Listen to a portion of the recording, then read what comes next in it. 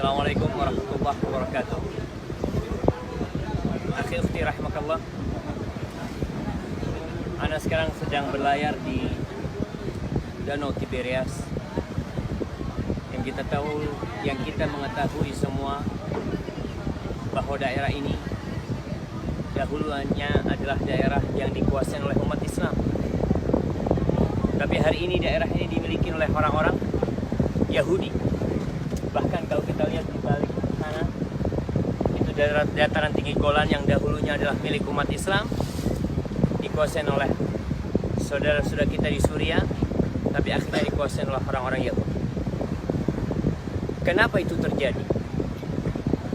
Padahal kita mengetahui jumlah umat Islam di Syam ini mayoritas.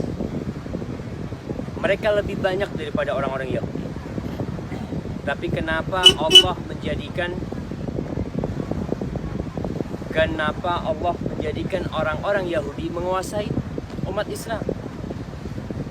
Rasulullah sallallahu alaihi wasallam mengatakan, "Idza tabaya'tum bil 'ayna wa akhadtum adnab al-baqar wa raditum biz-zar' wa taraktumul jihad sallatallahu 'alaikum dhullan la yanzi'uhu hatta tarji'u ila dinikum." Kata Nabi sallallahu alaihi wasallam, apabila sistem jual beli kalian itu riba dan kalian sudah merasa nikmat dengan kondisi kalian, dengan perdagangan kalian, dengan perkebunan kalian, dengan peternakan kalian, dan kalian meninggalkan jihad di jalan Allah, maka Allah akan menimpakan kemiskinan kepada kalian. Afwan, bukan kemiskinan, tapi kehinaan. Kalau kita bicara miskin, dari dulu umat Islam miskin di masa Nabi SAW, tapi mereka tidak hina. Yang kita lihat sekarang umat Islam hina. Mereka mayoritas, tapi negeri mereka dicaplok dan dikuasai oleh orang-orang non-muslim. Maka kata Nabi SAW, kehinaan itu akan terus. Tiberias ini akan terus dikuasai Yahudi. Dataran tinggi Golan akan terus dikuasai Yahudi. Syam akan dikuasai Yahudi. Sampai kapan? Sampai kalian kembali kepada agama kalian. Jadi solusinya cuma satu, kembali ke agama kita.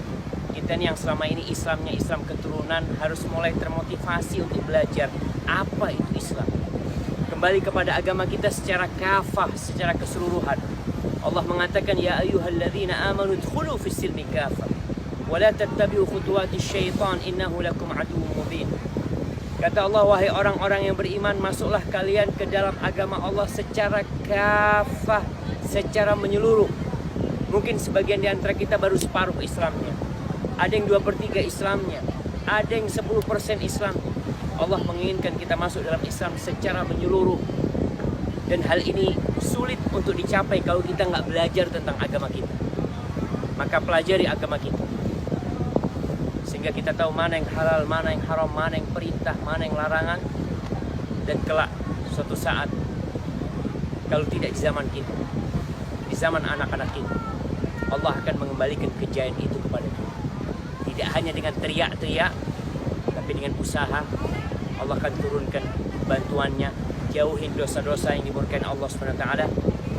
Dan satu saat mungkin anak-anak kita akan ke tempat ini, dan Tiberias sudah menjadi negeri dan danau umat Islam kembali. Barakallahu fikum.